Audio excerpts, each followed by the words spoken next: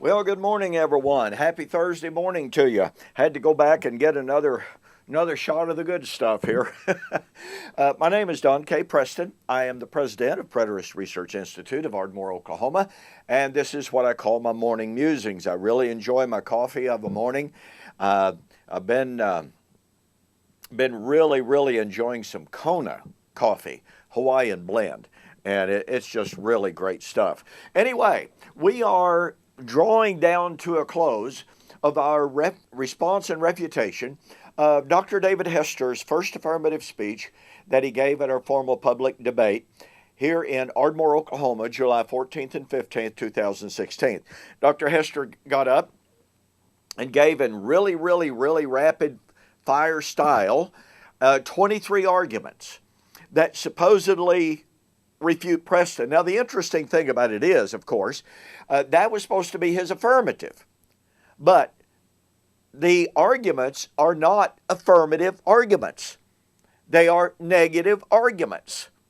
He did not go, as I have pointed out repeatedly in this series, he did not go to any text such as I did in my affirmative presentations and exegete the passage. He referenced passages and made comments about the passages, but never went to the text and developed the text grammatically, linguistically, and exegetically. As I pointed out during the debate, I can make any claim that I want to. But unless and until I go to that text about which I'm talking, and unless I develop that text in its context, I haven't proven one thing. And yet that's all that Dr. Hester did.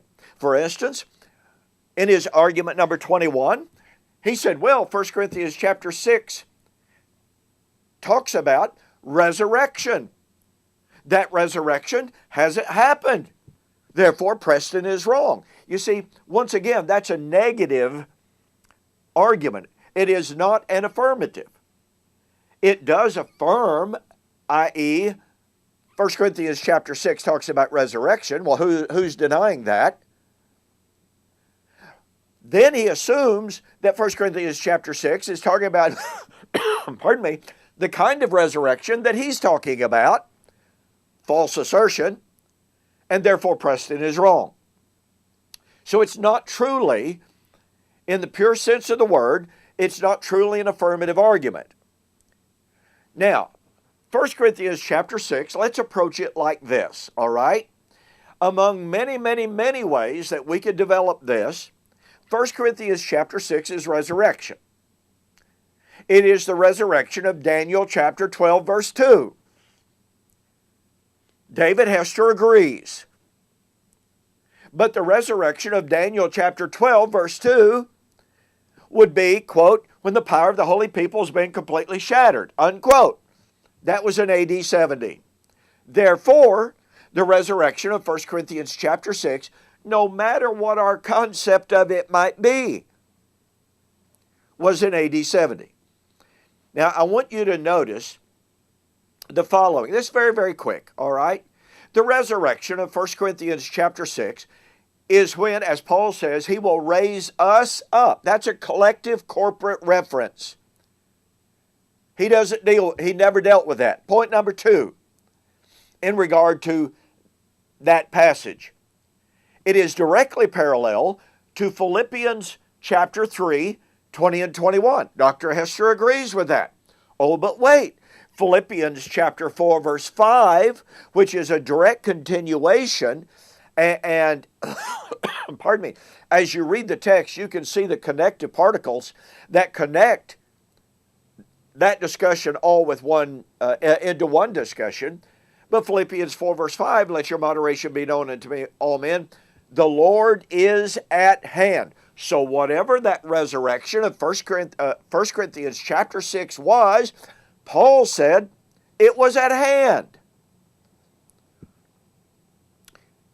Let me say once again, every single passage, every single argument that Dr. Hester offered turns around and refutes him. One final point. The resurrection of 1 Corinthians chapter 6 is the resurrection of 1 Corinthians 15. Dr. Hester agrees. The resurrection of 1 Corinthians 15 would be when the law that was the strength of sin was removed. Dr. Hester agreed.